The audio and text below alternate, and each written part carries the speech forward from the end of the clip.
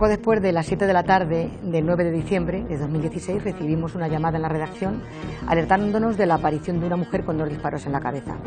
Cuando llegamos a Novocar, comprobamos que se trataba de María del Carmen Martínez, la viuda del expresidente de la CAM, Vicente Sala.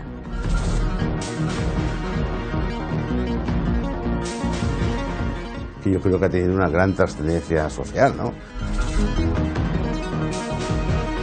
Esto será para mí un crimen nunca resuelto. Ni rastro queda de los carteles que identificaban estas instalaciones como la sede de Novocar. Llevan desiertas más de 2 años. Son el escenario del crimen, el de un asesinato cometido en el punto más alto de un conflicto personal y empresarial de una de las familias más destacadas de la sociedad alicantina.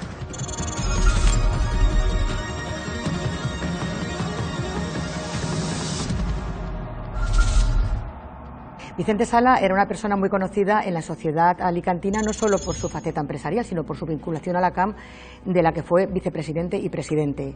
Él llegó a montar un gran emporio empresarial del que tenía claro una cosa, que quería repartirlo equitativamente entre sus 4 hijos. Todos tenemos el mismo sueldo, todos tenemos los mismos coches, todos tenemos la misma casa, mi padre quería que todos fuéramos iguales. Pero también que sea el mayor el que lleve la empresa de plástico. Un cambio que implica una modificación estatutaria con la que las hermanas, las 3 hijas de la pareja, no están de acuerdo. Mi padre fue el que en el testamento expresamente instó, creo que es la palabra que usa, insta a mis hermanas para que cambien a los socios, para que cambien los estatutos, para que yo pueda dirigir la compañía. No lo imponía, era como nos pedía que si quisiéramos cambiar los estatutos.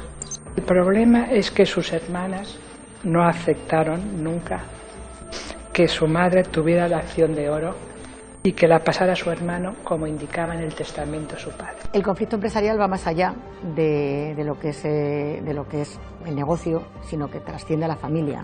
Trasciende a la familia hasta el punto de que se crean 2 bandos enfrentados en una guerra sin cuartel al final ya del proceso. Es que últimamente las relaciones eran muy tensas y ya llegó el momento en que no había ni relaciones. Después cada vez hablábamos menos. Buenos días, la verdad es que no me cuesta decirlo. Ahora, entablar una conversación no. En nuestra casa siempre hemos llevado otra forma de conducir las cosas, nuestra agresividad y este enfrentamiento y estos modales.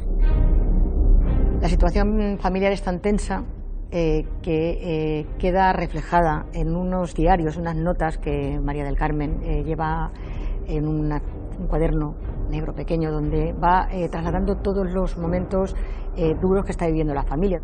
Estoy muy dolida porque algunos de mis hijos no cumplieron la voluntad de su padre cuando fue él quien hizo todo nuestro patrimonio. Tampoco quiero agradecimiento, pero sí el cariño vuestro y de vuestros hijos. Lo necesito ya, y mucho. Llega un momento en que esta pelea familiar, empresarial, estalla. Y estalla en el transcurso de una junta del Consejo de Administración que se convoca en julio de 2016, donde las hermanas, haciendo uso de su voto como consejeras de ese órgano de gobierno de la empresa, cesan a su hermano como presidente del Consejo de Administración.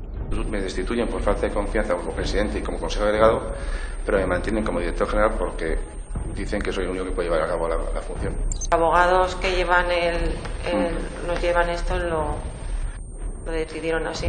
María del Carmen no está dispuesta a que no se cumpla la voluntad que su marido dejó escrita en el testamento. Y en septiembre del 16, 2 meses después de esa junta, convoca una junta de accionistas donde, haciendo valer la acción de oro de su mayoría, nombra a su hijo administrador único.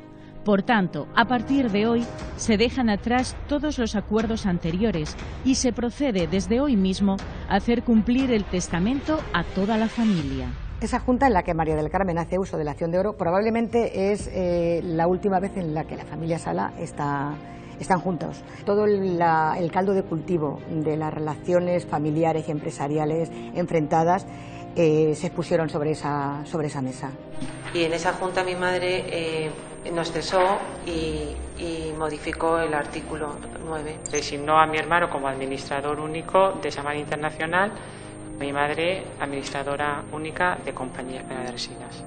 Los hijos de mis hermanas y mis hermanas Presionaron mucho a mi madre. No quería mirarlos porque ponían una cara tan agresiva y tan desagradable que entonces casi estuve toda la reunión con la cabeza baja. Según tengo entendido, a uno de ellos le hizo un gesto a mi madre desagradable. ¿De degüello?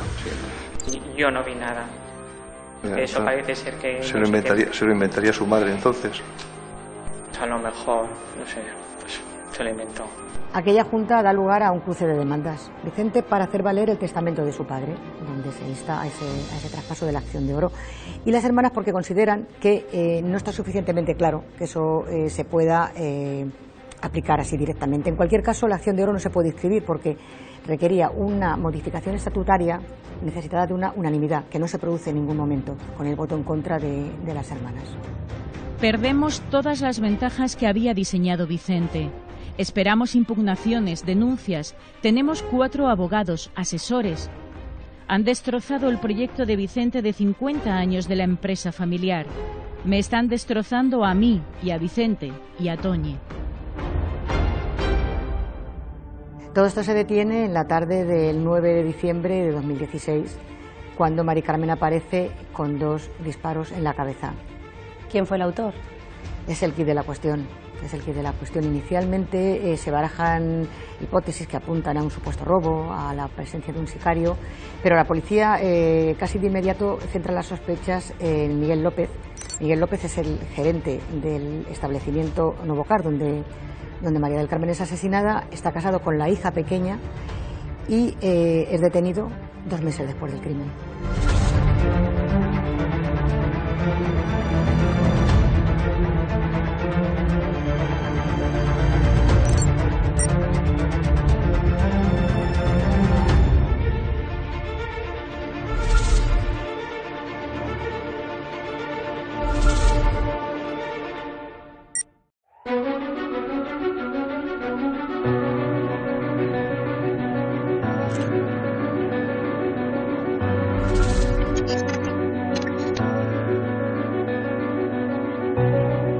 Dos meses después del asesinato de María del Carmen Martínez, su yerno Miguel López es detenido, pero no es la única opción que baraja la policía. Se investiga inicialmente un supuesto robo que se descarta porque a la víctima no le falta ninguna de las pertenencias que llevaba. Se investiga también a 2 ciudadanos magrebíes que momentos antes del crimen habían estado en el concesionario. Y se investiga también la posibilidad de que fuera obra de un sicario, fruto de los negocios que la familia tiene en Hispanoamérica. Pero las 3 hipótesis se descartan y la policía se centra casi de inmediato en el entorno familiar, en el conflicto que mantiene la familia por el control de ese holding. El crimen se produce cuanto más engarnizada está la batalla por el control de la empresa del plástico, que es el motor económico de los Sala. 3 días después del asesinato, la policía apunta ya a Miguel López como posible autor del asesinato, pese a que en ese momento no hay testigos, no hay armas, no hay nada que le incrimine. Miguel es un pedazo de pan, lo que pasa es que es una persona muy activa, él no puede estarse quieto. Si quieres hablar con él tienes que seguir su camino para hablar 4 apuntes o algo. Es muy activo para todo. Se irrita fácilmente y una persona nerviosa.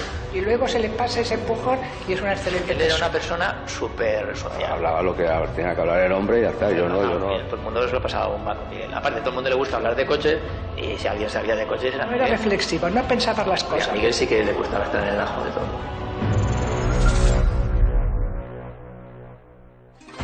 Miguel López, marido de la hija pequeña de los Sala, es detenido un 8 de febrero de 2017, acusado de ser el autor material e intelectual del asesinato de su suegra.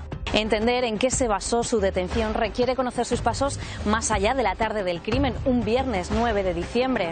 Sus huellas esa misma semana también han sido muy importantes para adoptar esa decisión. Fiscalía y la acusación particular que se ejerce en nombre del hijo mayor de María del Carmen coinciden en que el sospechoso preparó la escena del crimen.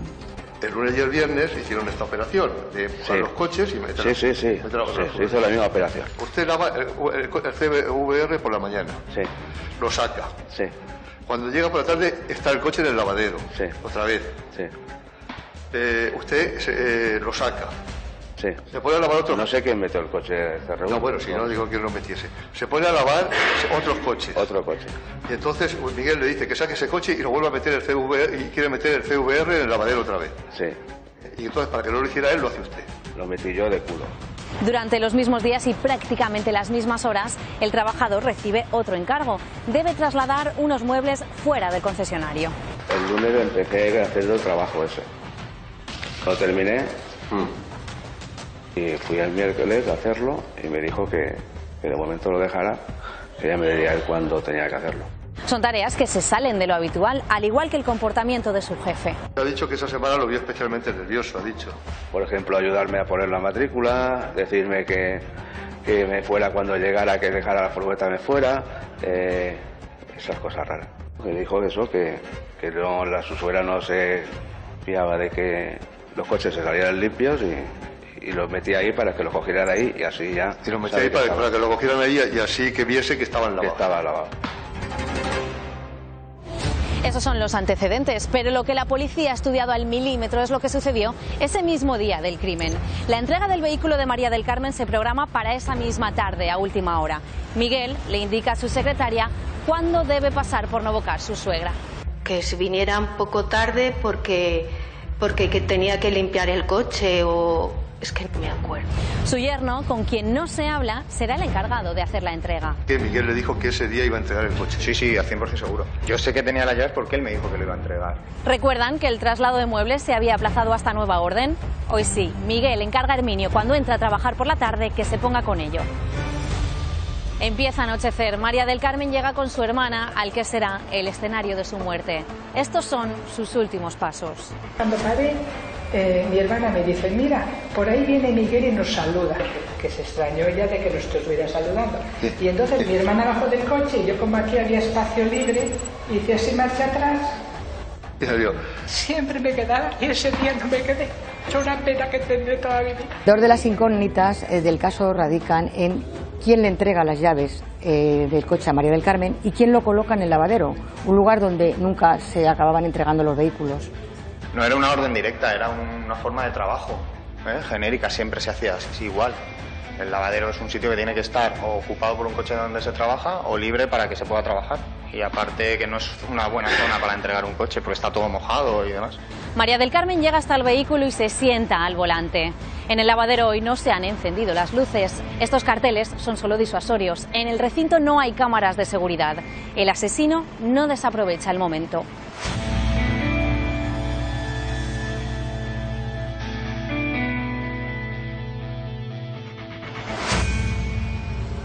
La policía estima que este es el instante en el que la víctima es tiroteada. Recibe 2 disparos a quemarropa en el lado izquierdo de la cabeza. No son tiros certeros, por lo que no muere en el acto.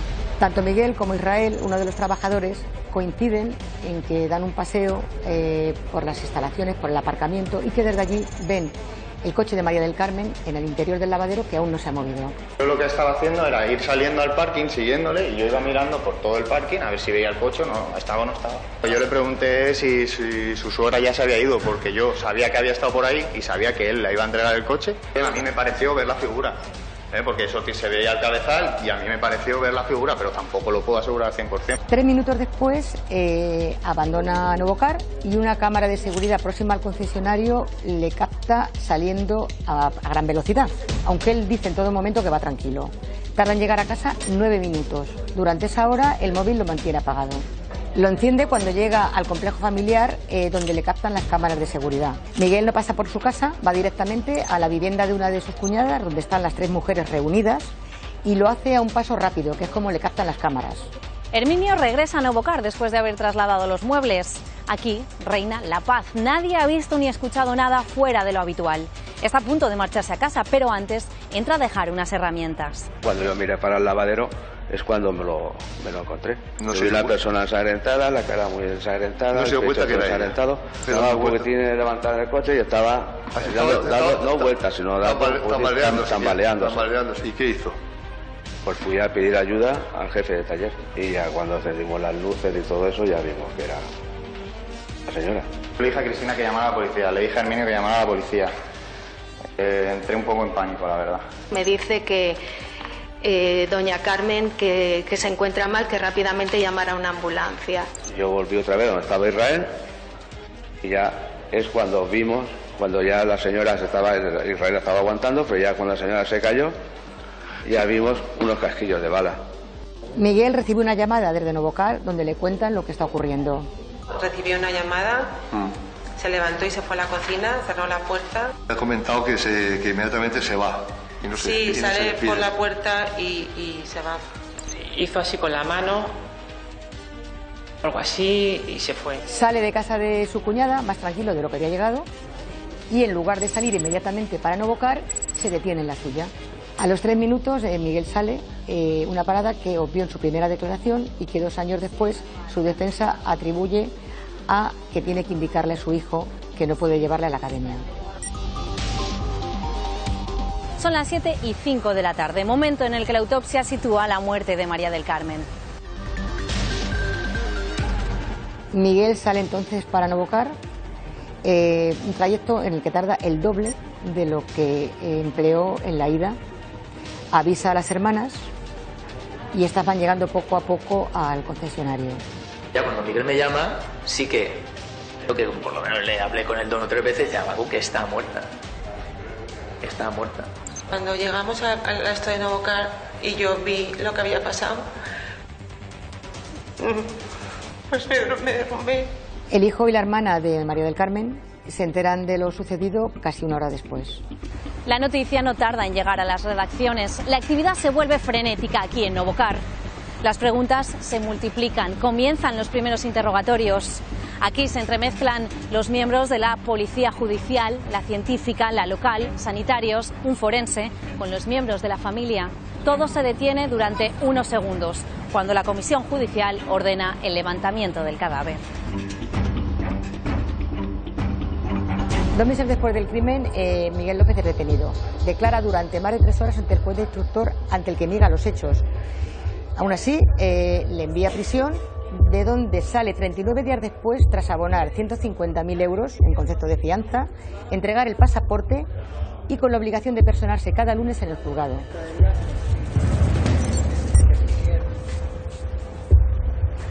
Miguel, ¿te podemos hacer 2 preguntas?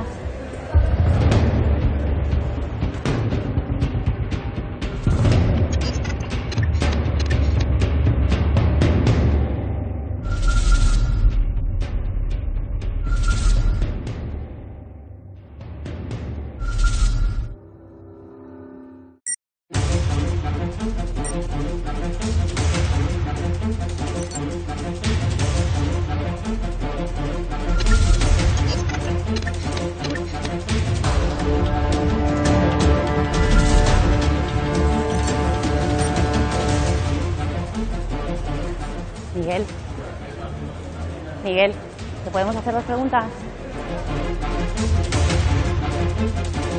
El peso de los indicios que vinculan a Miguel López con el asesinato de su suegra hacen que el juez José Luis de la Fuente, el instructor de la causa, acuerde la apertura del juicio. Corresponde ahora a un jurado popular determinar si le envía a prisión durante más de 24 años por los delitos de asesinato y tenencia ilícita de armas o si por el contrario le exonera de toda culpa. Indubio pro reo. En caso de duda hay que absolver. Yo creo que cabe la posibilidad de una condena.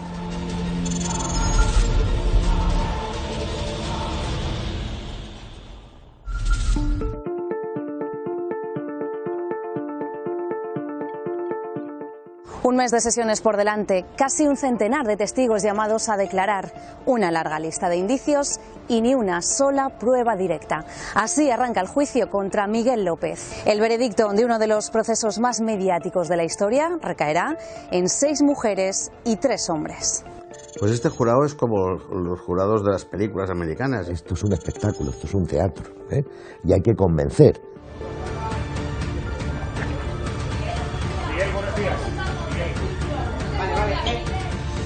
El 14 de octubre de 2019, casi 3 años después del crimen, comienza la cuenta atrás para Miguel López. La expectación es máxima en el arranque de la vista oral, donde por primera vez se va a poder escuchar la versión de los hechos por parte del único acusado.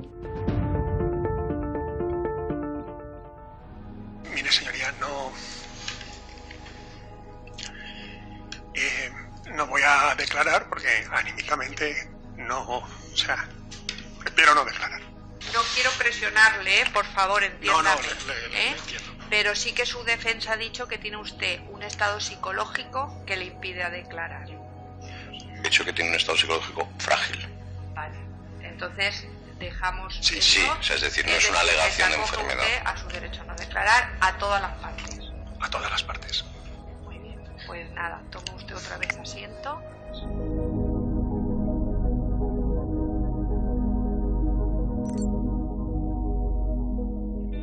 Silencio. Esa es su apuesta durante las 18 sesiones que dura la vista oral, aunque eso no impide que su voz se escuche en la sala a lo largo de varias horas. Yo del viernes, que pasó esto, es que he estado sin comer, es que no me entra la comida. No me extraña, tío. Es que he perdido 3 kilos. O sea, 3 kilos y encima sin dormir, que no puedo conciliar el sueño, pues que he perdido 3,5 kilos, 4. O sea, que he perdido a kilo diario. O sea, mira cómo estoy. O sea, igual paso de la alegría a tal, que, pues, ¿qué quieres que te cuente? Me entra una pena que te cagas, pero que te cagas. No por mi suegra, sino por la situación. Me produce mucho estrés, mucha ansiedad, mucho desasosiego. Son grabaciones obtenidas por la policía de su teléfono en los 2 meses siguientes al crimen. Serán las únicas explicaciones de su voz que el jurado escuche en el juicio. A alguien le estábamos haciendo daño, le hemos jodido, y algún en Argentina, o en México, o en Colombia, o en Perú, donde estamos. Es que el 80% de nuestros ingresos vienen de allí. Y eso encima lo lleva mi cuñado, ¿sabes? Que uno de los problemas que teníamos era que de allí no nos contaba nada. Algo en su cabeza tiene, lo que pasa que sabes que es actor profesional. O sea, tú lo conoces y sabes que vamos, le dan el Oscar. Este es actor profesional. Si me fuera la mujer, fue sobre las 7:30, a las 9:30 estaba él con los 2 asesores.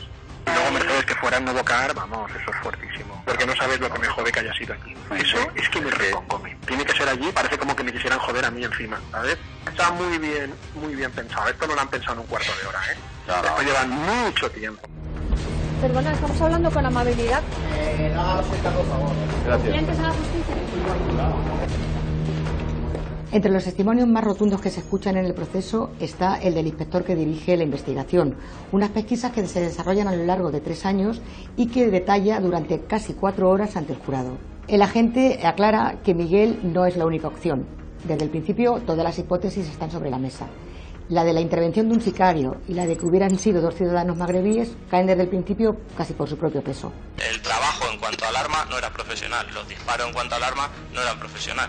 Pero evidentemente hay que saber disparar con una pistola. Por suerte para nosotros también y para la investigación, en cuestión de 5 o 6 horas identificamos a los árabes. Si justo salieron sobre las 6, 5:30, 6 y se van al bar, pues evidentemente no estaban allí cuando el hecho sucedieron. Conforme se van desmontando estas hipótesis, los peores presagios de Miguel López, aventurando que le iban a culpabilizar de la muerte de su suegra, se hacen realidad. La policía centra la mirada sobre él. Es imposible del todo explicar el homicidio, el asesinato, sin la participación de él. Porque es imposible que nadie mate a María del Carmen, sea sicario o sea cualquier persona, sin su participación. Que si hubiera sido un sicario, lo hubiera mandado él. Sin embargo, paralelamente se sigue trabajando en otra hipótesis, la del robo.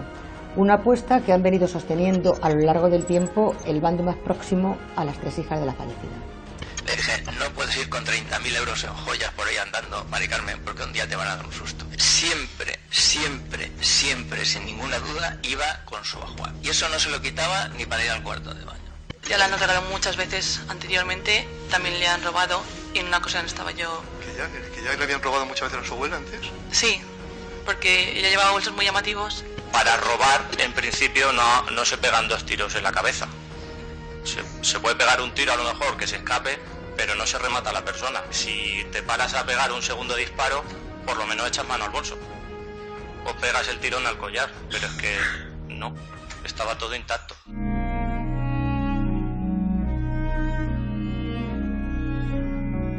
Indicios, esa es la palabra del millón. Se ha repetido en incontables ocasiones a lo largo de las 18 sesiones de juicio.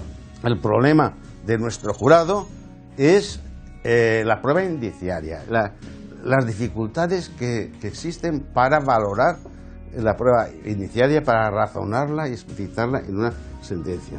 Precisamente han sido eso, los indicios, los que han sentado a Miguel López en el banquillo. Autor o cabeza de turco, según quien argumente, de un asesinato cometido en el punto más álgido de un conflicto en el que es imposible separar familia y negocios. No es que se llevaran mal, es que la familia estaba podrida. ¿Se hablaban ustedes? No, yo no. Solo decía buenos días o buenas tardes. Por eso digo que si a usted le parece normal no hablarse con una madre. No, no era normal. Como dice que eran normales. Pero la situación era un poquito también especial. Pues no hablábamos mucho. ¿Piensa usted que era una relación tirante? Tirante no, porque yo con mi madre sí que hablaba, pero no hablaba mucho. Yo creo que mis 3 sobrinas han sido manipuladas. ¿Por quién? Por unos maridos que no eran los adecuados. Pues yo creo que el acusado toma total protagonismo de todas las decisiones que toman mis hermanas. Mi opinión es que Miguel es un gran manipulador. Hay dos cuestiones clave que inclinan la balanza hacia la inocencia o la culpabilidad de López, y son la hora en la que se produjeron los disparos y cuánto tardó en morir María del Carmen. De ello depende que el acusado estuviera o no en el escenario del crimen cuando éste se perpetró. Según la autopsia, el asesinato se produjo nada más llegar, cuando él todavía estaba ahí, y que la víctima falleció lentamente. Sin embargo, la defensa apunta a una muerte rápida, que sitúa a su cliente fuera de las instalaciones y que retrasa en hasta 30 minutos la hora de los disparos con respecto al informe que realizaron los forenses tras hacer la autopsia. Que se ahogó con su propia sangre, porque la dispararon a las 7 menos 5. ¿Es verosímil que los disparos se produjeran a las 18:55? No. ¿Por qué? Porque dentro del coche había muchísima sangre, porque salió del coche. Las consecuencias de esos dos disparos no eran tales, la afección no era tal como para producir la muerte instantánea. O sea, ustedes se ratifican en que esta persona murió de las dos. Sí, fue mixta, el shock hipovolémico y la asfixia. Y que pudo durar escasos minutos. Desde los disparos. Minutos. Es que es imposible. O sea, a las 18:55, Mari Carmen, como veremos enseguida, estaba fuera del coche. ¿Qué estuvo 20 minutos con las llaves y el mando en la mano? ¿Sin encender la radio? ¿A oscuras en el lavadero? No tiene sentido. Tiene sentido que efectivamente cuando se subió al coche cogió sus llaves, y dejó su bolso y dejó su abrigo y inmediatamente fue tiroteado. El Tribunal Popular se enfrenta a una situación de bipolaridad. Cada día escucha una cosa y la contraria. De ahí tiene que separar el grano de la paja y dar respuestas a los interrogantes que son la base de este proceso. ¿Qué ocurrió exactamente y, sobre todo, quién colocó el coche en el punto ciego del lavadero? Miguel mete el coche sabiendo lo que va a hacer. Él es el que se preocupa de que el coche esté allí esa tarde a esa hora. Él es el que se preocupa de que llegue allí a esa hora y le entrega las llaves. La ausencia de huellas indica que quien lo metió las borró. Y la lógica indica que quien metió el coche apretó el gatillo. O sea, ¿qué testigo? ¿Quién ha dicho aquí? Vi Miguel meter el coche. Nada, es una hipótesis. Nadie se toma tantas molestias porque sí. Porque, joder, que podía haber hecho en el Mercadona, lo podías haber hecho aquí en la finca, que estaba ahí 200.000 metros y salía con la bicicleta y a pasear. Claro, no. Y que haya sido allí, es que no me lo quito de la cabeza. Es que por buscarse estas oportunidades no pasaba nada, si no la tenía. Pero si la tenía, la aprovechó. No, creo que es que tuvo la oportunidad y dijo en el sitio. La vista oral también ha servido para conocer algo que Miguel López omitió en la única declaración que ha prestado en el juzgado por estos hechos, que era saber por qué entró en su casa, nada más comunicarle que su suegra acababa de ser tiroteada. Muy asustado por lo que le decían por teléfono y sin dar crédito a lo que acababa de oír, se fue a decirle a su hijo Sergio que se fuese él solo a su clase particular, que él no podía llevarle. Es que su propio hijo, que hoy es mayor de edad, tampoco ha sido capaz de sentarse en esa mesa y decirles a ustedes: señores del jurado, señora juez, señoría, es verdad, mi padre entró en casa y me dijo que me tenía que ir solo a la academia. Que si no fuera tan dramático, es bastante cómico. Los 9 miembros del jurado popular han desempeñado un papel clave en el proceso. Pese al número de sesiones y a la complejidad del caso, han estado en todo momento proactivos, atentos y formulando preguntas que en muchos casos superaban en audacia a las que hacía la defensa o las acusaciones. ¿Por qué no registraron la casa de Miguel antes y lo hicieron pasados 2 meses si teníais claros los acontecimientos? Lo ponen entre comillas. Si le dispara a tan poca distancia o a pocos metros, la sangre no le rebotaría hacia su cuerpo.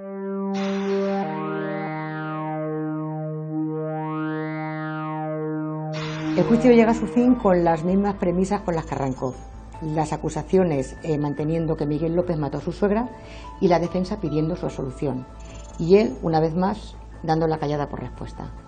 Tiene usted derecho a la última palabra por si quiere manifestar algo ante este tribunal. Nada, muchas gracias.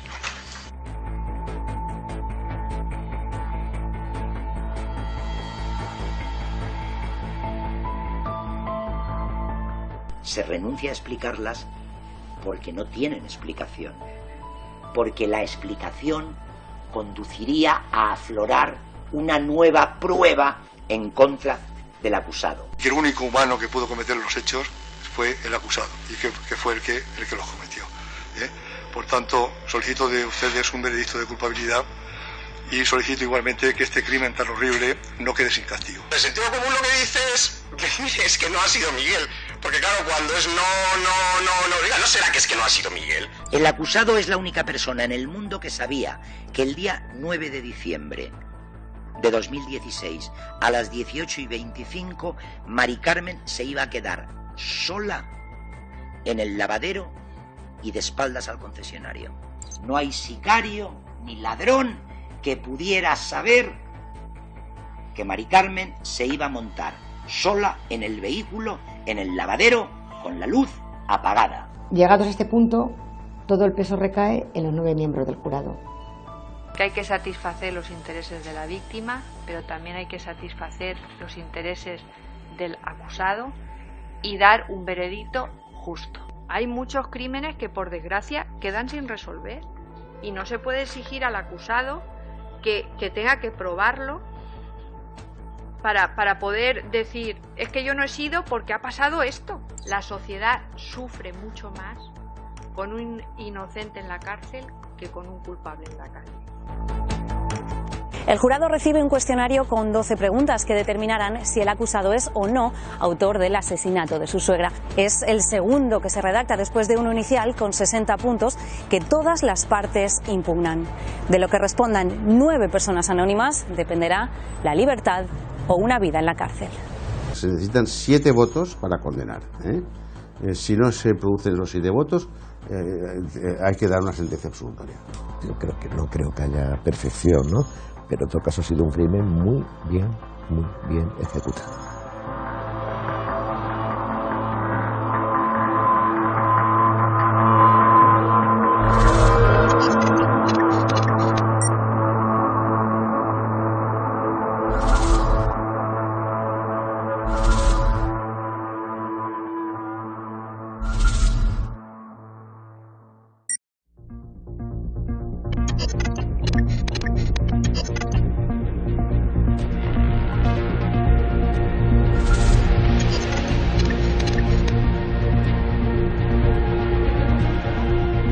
La recta final del juicio es de infarto. Se acumula el cansancio de un mes de sesiones, con mucha presión mediática, con mucha presión dentro de la sala por la propia dirección del jurado, por parte de la magistrada presidenta. Es un final de vértigo. No voy a declarar. ¿Usted se esperaba que Miguel no declarara? 3 días después de que el jurado recibiera las instrucciones de la magistrada y tras muchas y largas horas deliberando, se hace público el veredicto. Los jurados encontramos al acusado Miguel López Pérez no culpable de asesinato.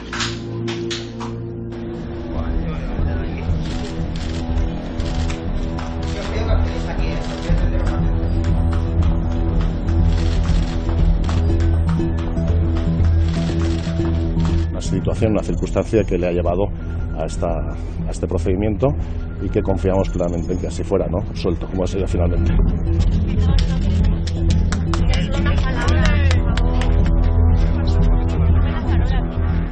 Este podría ser el final de la historia si no fuera por lo que ocurrió solo unas pocas horas antes, porque este no fue el primer veredicto que emitió el jurado, sino el segundo.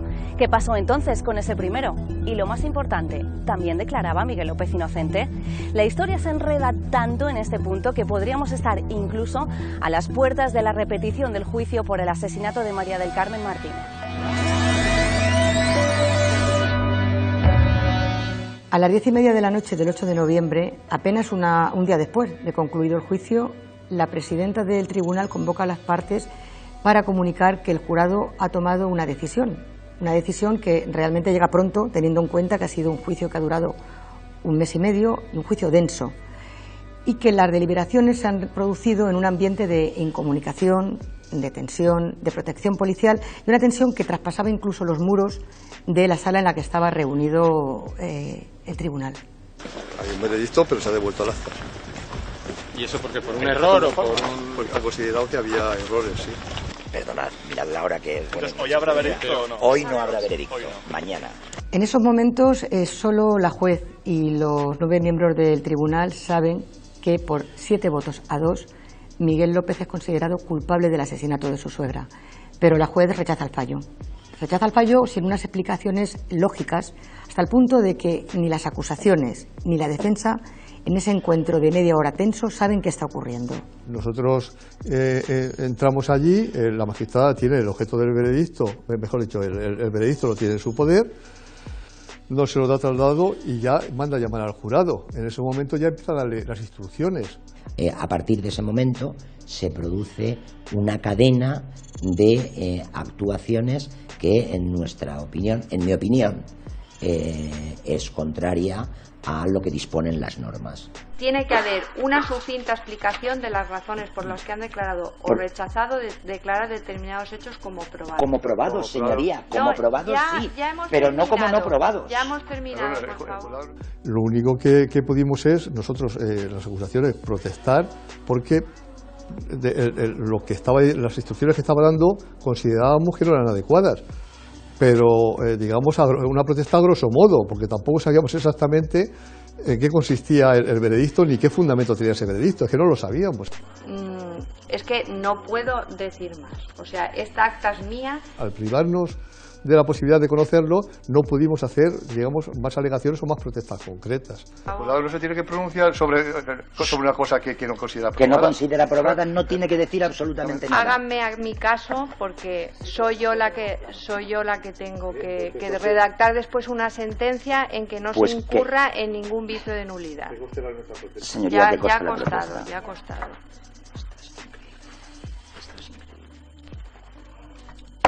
Nunca antes se había devuelto un acta sin dar traslado a las partes, pero lo que es más grave todavía, ese documento de inmenso valor desaparece días después, incluso acaba siendo destruido. No hay precedentes de un hecho similar en la historia judicial, motivos por los que las partes han presentado un recurso para la repetición del juicio. Planteamos la vulneración de derechos fundamentales, en concreto del derecho a la tutela judicial efectiva. Lo malo por lo que se nos causa indefensión y por lo que no se va a poder saber en realidad si la actuación de la magistrada fue o no correcta, es que no lo vamos a poder saber. Acaba desnaturalizando la recta final del proceso judicial. El abogado de Miguel López, Javier Sánchez Vera, opta por el silencio. Cuando le pedimos su versión de lo que ocurrió aquella noche, nos remite al escrito con el que responde a la petición de que se repita el juicio por parte de las acusaciones. Fueron las partes acusadoras quienes omitieron que querían ver el acta que se devolvía o que quisieran realizar adiciones o enmiendas. Guardaron silencio en la audiencia y ahora, después de dictada la sentencia y advertido el tenor de la misma, es decir, que es absolutoria, impostadamente pretenden la nulidad de lo actuado. En un largo escrito, el abogado rechaza una a una todas las cuestiones que plantean las acusaciones, la pública y la particular. Entre ellas la que sería la piedra angular del proceso, que son las instrucciones supuestamente parciales que la magistrada da a los jurados. La magistratura tiene un compartimento ejemplar explicando al jurado cómo debe interpretar los hechos que se han relatado durante el procedimiento. Y por lo tanto, ante un procedimiento tan complicado, era muy difícil con un jurado popular establecer esos criterios. La presidenta indicó a los jurados que motivasen, lo cual, y esto es fundamental, afecta a todas las partes por igual, no solo a las acusaciones como pretenden, y nunca puede ser vulnerador de derecho fundamental alguno. La necesidad de una mínima motivación, que era lo que la magistrada estaba reclamando y que fundamentó en sus instrucciones, era ineludible. Tras 30 horas de incomunicación, un jurado retirado por crisis de ansiedad, un relevo y, por lo tanto, con una nueva composición de ese jurado, sus 9 miembros deciden que fue un desconocido quien asesinó a María del Carmen Martínez en un oscuro lavadero un 9 de diciembre de 2016. Los jurados encontramos al acusado Miguel López Pérez no culpable del de asesinato. 3 votos culpable, 6 votos no culpable.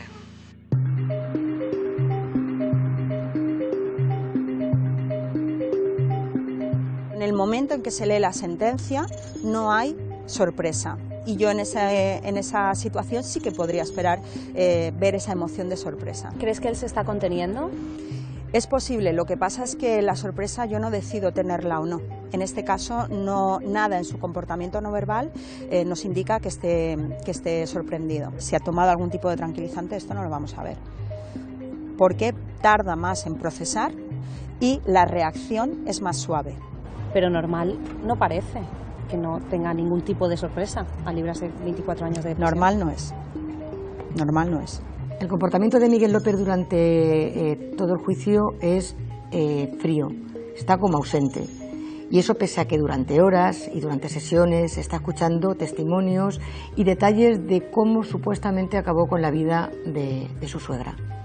Pero ese carácter hierático se rompe con un testimonio. 2 tiros en la cara, uno a la altura de la sien izquierda y el otro a la altura del pómulo. Ahí sí que vemos, justo en ese momento en el que dice 2 tiros, sí que vemos una expresión facial que se llama expresión parcial sutil de asco, seguida de una expresión parcial sutil de desprecio. ¿El por qué se produce? Puesto que no hay verbalización en ese momento por parte de Miguel López, yo no puedo saber por qué, porque no le puedo leer la mente, pero que está esa emoción, sí, y que está de forma intensa también. Hay una activación en ese momento de esa emoción producida por una activación de imagen. Si esa imagen es real o esa imagen es algo que está imaginando, no lo podremos saber. Gracias. Ahora mismo no puedo hablar, disculparnos, ahora mismo no puedo hablar. Eso es la emoción de alivio. Ahí se produce. Sí que la ves más normal. Sí, es totalmente coherente. Es decir, la salida que hace Miguel López de los juzgados es totalmente coherente con la situación.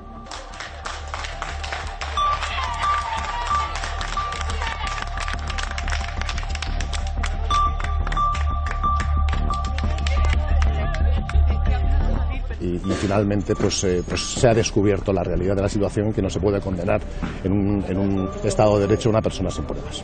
En un juicio todo el mundo es consciente de que puede suceder cualquier cosa. Todos hemos aprendido algo de lo que ha pasado en este juicio. Entre las muchas dudas que no ha resuelto este proceso, planea la pregunta de si se puede absolver a una persona sin tener ninguna constancia de por qué se invalidó ese primer veredicto condenatorio que enviaba a Miguel López a prisión por 24 años.